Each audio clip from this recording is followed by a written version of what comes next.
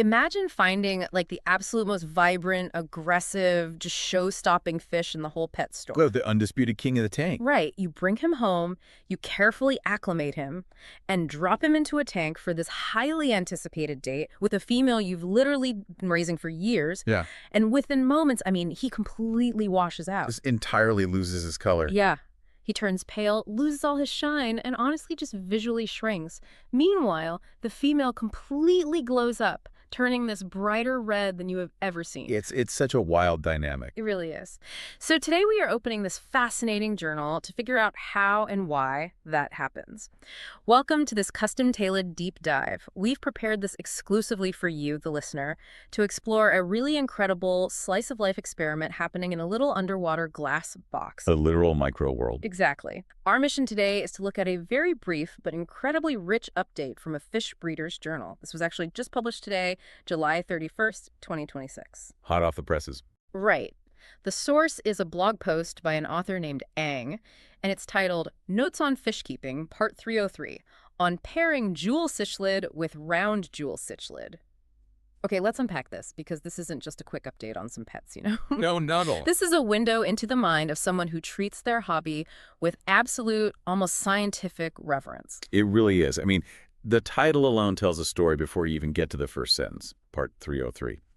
That sheer volume of documentation, it implies just a staggering amount of dedication. Yeah, that's a lot of writing. Right. When you're writing the 303rd entry on a single topic, you aren't just dabbling anymore. You are engaged in a rigorous, long-term pursuit.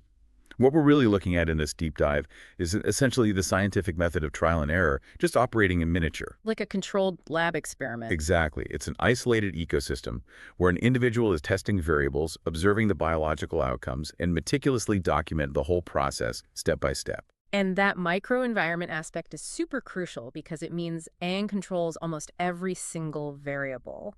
But before we get into the specifics of this grand experiment, we should probably set the stage for anyone listening who maybe doesn't have an aquarium sitting in their living room. Do call. Yeah. So we're talking about jewel-cichlids. What exactly is a cichlid, and why are they such a huge deal in the fish-keeping hobby? Well, for those who might not have an aquarium, cichlids are this massive, incredibly diverse family of freshwater fish. They're found primarily in Africa and the Americas, and they're famous among hobbyists for a few really key reasons. Okay. First off, they have intense, brilliant colors. Second, they have highly complex social hierarchies and behaviors, like they are fiercely territorial, they are very attentive parents, and they interact with their environment in ways that almost seem intelligent compared to, say, your average goldfish. They actually have personality.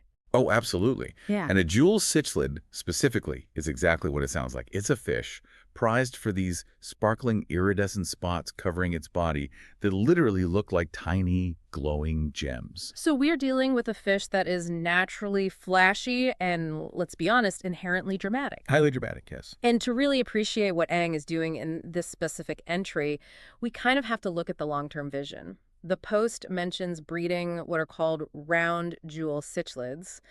And the way Ang describes the timeline here is just, it's wonderful. The post notes they've been breeding these fish for all these moons. All these moons. I love that. It's such a very evocative phrase. It really is. It strips away the sterile nature of a calendar and just replaces it with natural cycles.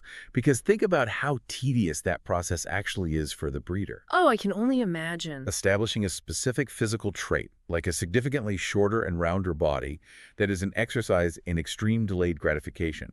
You can't just mix two fish once and call it a day. Right. It's not a one-and-done thing. Not at all. Yeah. You have to wait for the babies to hatch, raise them to maturity, pick the roundest ones from that exact batch, breed them again, and then repeat that entire cycle for dozens of generations. It requires selective breeding over years to stabilize that lineage. And that is what Ang has been doing for all these moons. Which honestly makes the next phase of the project so wild to me. So Ang has spent years, maybe decades, establishing this specific shorter, rounder trait, right? Yep. But the long-term goal mentioned in the post, is to eventually try to breed this rounder hybrid back with a regular jewel-cichlid. It's like taking a highly modified modern smartphone and trying to run an original version 1 operating system on it, you know? That's a great analogy, actually. Aang is trying to see if the old software, the original wild-type DNA, sort of overrides the new hardware of the round body. They're deliberately taking the original factory-standard genetic parts and meticulously reintroducing them into this modified hybrid just to see what happens when the two collide. What's fascinating here is the sheer audacity of that move. I mean, you spend all this time curating a very specific gene pool. Your tank is completely controlled. But then, to introduce a wild card by crossing that carefully cultivated hybrid back with the original species, that is a highly deliberate, calculated risk. It's like throwing a wrench into your own machine. Exactly. It shows a desire to not just maintain a static creation, but to push the boundaries of the genetics even further. They want to observe the genetic dominance, like, will the offspring be round? Will they be regular? Will the colors change entirely? So many variables. Yeah, they're actively reintroducing a massive, unpredictable variable back into their perfectly controlled environment. But having that blueprint in your head is one thing, right? Finding the actual right genetic parts in the real world is another. Let's look at how Aang actually sourced the missing piece for this monumental pairing. Because Aang doesn't just grab any random fish off a Oh, shelf. definitely not. The post describes going on literal field trips to different fish stores to find the absolute perfect specimen. Aang is hunting for the ultimate original genetic material. And they find it. It's a male, regular jewel-cichlid with what Aang describes as the most vibrant coloration. You can easily imagine the satisfaction of that exact moment. Oh, finding the holy grail at the local pet shop. Right. You have this long-term project waiting at home, the round female, and you finally spot the missing piece of the puzzle in a random store tank. You're selecting for peak physical aesthetics, the brightest, most vibrant, most aggressive-looking male. Right. And the assumption, logically, is that these dominant traits will carry over into the breeding process and yield incredible offspring. So you find the star of the fish store. You bring him home, you introduce him to your carefully bred, shorter, rounder female, and you just wait for the magic to happen. And here's where it gets really interesting. The result is a complete visual shock. Total twist. According to Aang's photos and notes, the male jewel-cichlid, the one specifically chosen for his incredible, vibrant color, completely loses it. He washes out. He becomes incredibly pale. Yep. Meanwhile, the female round jewel-cichlid goes in the exact opposite direction. Aang writes that she is at her most vibrant color so far.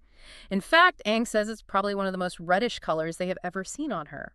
Well, these shifting variables in a complex biological system rarely behave the way we script them in our heads. Okay, wait, I need to stop you there and push back on this a bit because I am genuinely confused. Go for it.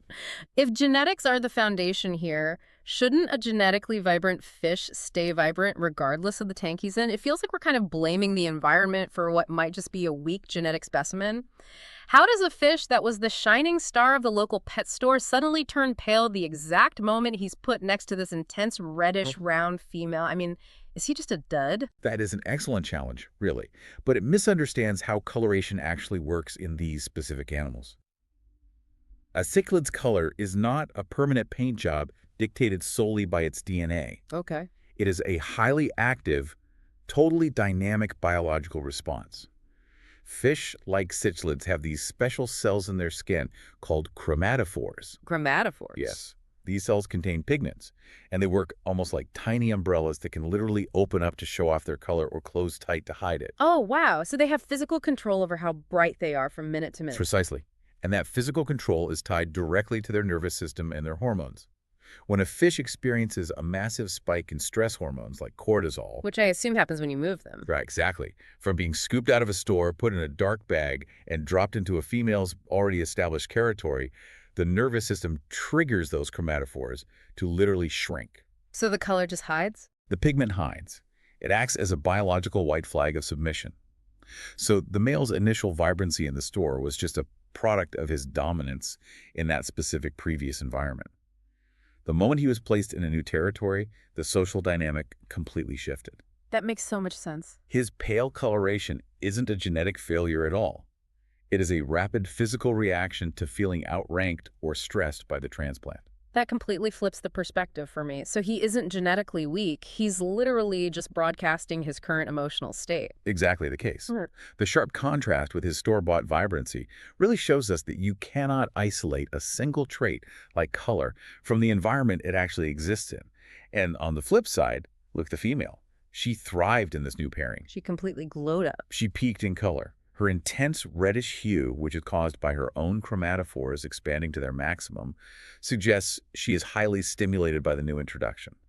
She's likely asserting dominance over her territory, or perhaps expressing a peak physiological readiness just triggered by the presence of this new male. The variables interacted, yes, but the biology reacted in a way Aang simply did not predict. That is just wild to me. You set up the perfect date, and the Star Bachelor immediately throws up the white flag and loses all his charm, while the local girl completely glows up and just takes over the room. A tale as old as time. Right. And because he looks so pale and washed out, the immediate logical leap, especially for anyone who has ever kept a pet, is pure panic. Oh, definitely. You look at that pale fish and you think, oh no, he's incredibly stressed. The water chemistry is completely wrong. He's sick. The entire experiment is a failure. And that is the natural human bias right there. Yep. We equate aesthetic fading with systemic failure. But Aang immediately addresses that assumption and completely debunks it just based on their actual day-to-day behavior. Aang notes that despite this drastic color shift, the pale male and the shockingly vibrant female, both fish, are completely healthy. Which is the crucial part. Right, and the detail Aang includes to prove this is just fantastic. Aang says they are both always galloping for fish pellets during feeding time. I literally cannot get over that specific word, galloping. It is an incredibly descriptive, almost mammalian verb to use for a fish, isn't it? It paints such a vivid picture. I'm just picturing this underwater odd couple. Like, on the outside, they look completely mismatched. One is pale and faded, looking like a ghost of his former self, and the other is this intense, vibrant, red and round powerhouse. Total opposites. You'd look at them through the glass and think the dynamic is totally broken or that the male is actively suffering. But the absolute second that dinner bell rings, the moment those fish pellets hit the surface of the water, they're happily, energetically sprinting to the buffet together. They're galloping side by side. This raises an important question for you, the listener, as you consider any project, business, or system you might be analyzing in your own life. How do we actually measure success and health in a complex system? That's a great point. Because if Aang were only looking at surface-level aesthetics, the project might be deemed an immediate failure. The male lost the very trait he was specifically selected for. Visually, the tank just does not look the way the breeder envisioned. And visual appearance often serves as our primary default metric for judging if something is working. Because it's the easiest thing to see, right? It requires zero deep analysis. You just look at it and say, well, it doesn't look right. Exactly. And that is exactly where so many projects are prematurely abandoned.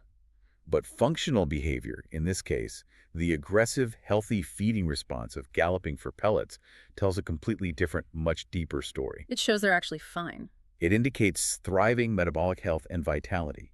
It's a vital reminder that in any complex system, whether it's a marine ecosystem, a corporate team, or even a piece of custom software, surface-level aesthetics rarely tell the whole story of well-being. Function over form. Right.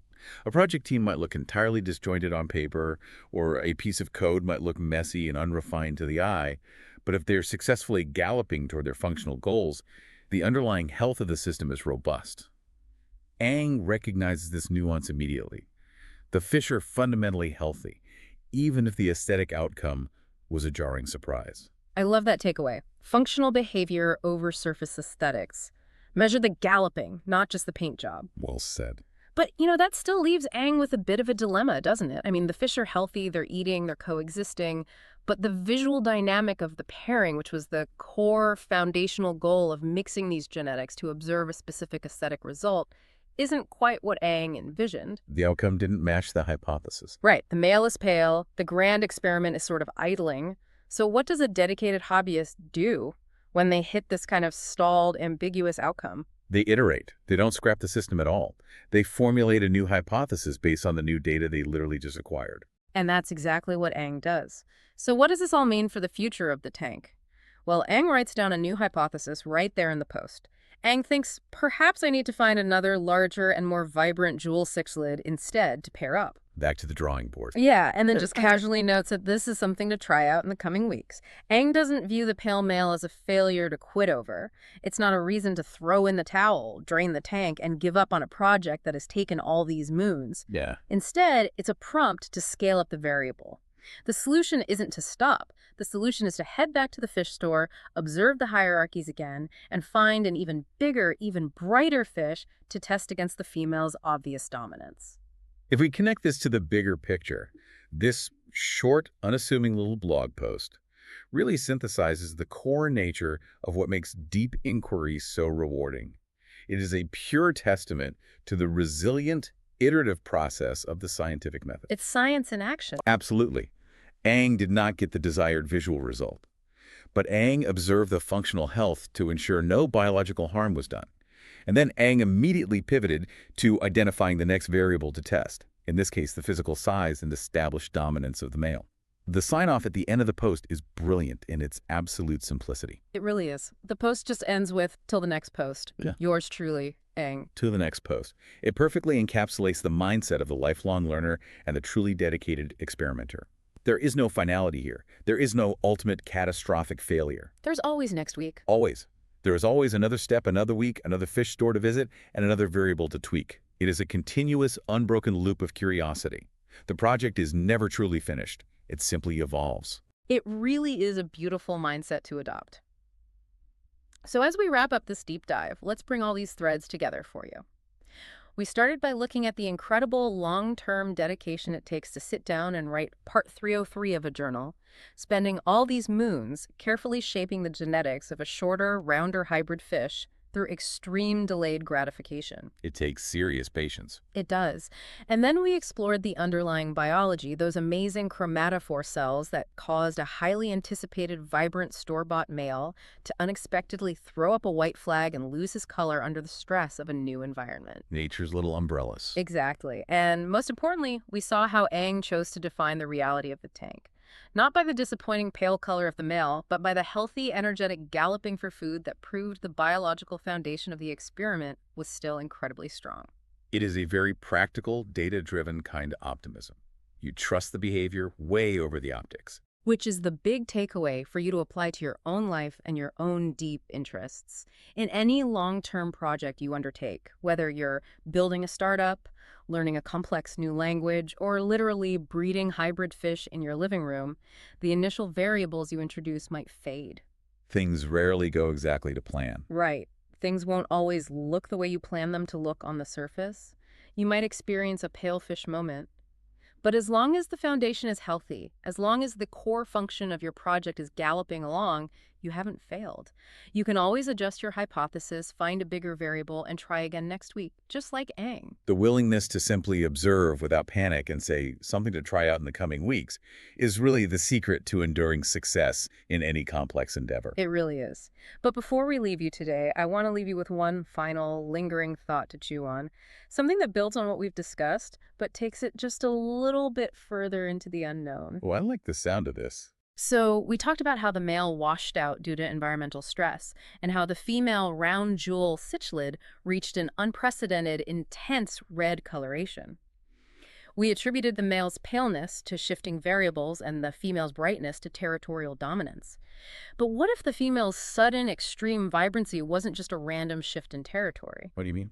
What if her intense red coloration is a direct biological response, specifically to the presence of that original, regular male DNA? Oh, wow. That is a fascinating premise, like an ancient genetic trigger being pulled just by his proximity. Exactly. Could it be that this pairing was actually a massive success, just not in the way Aang intended? What if the mere introduction of the original species presence was enough to stimulate the hybrid female's genetics into absolute overdrive? That would change everything about how we view the tank's dynamic. Right. It might prove that the introduction of that original DNA completely changes the hybrid's chemical makeup and physical expression, even if the male himself didn't live up to his side of the bargain visually. It makes you wonder who was really reacting to whom in that tank and what invisible chemical signals were passing through the water. We will leave you to mull over the hidden complexities of that underwater dynamic and how deeply our environments shape who we become. Till the next deep dive.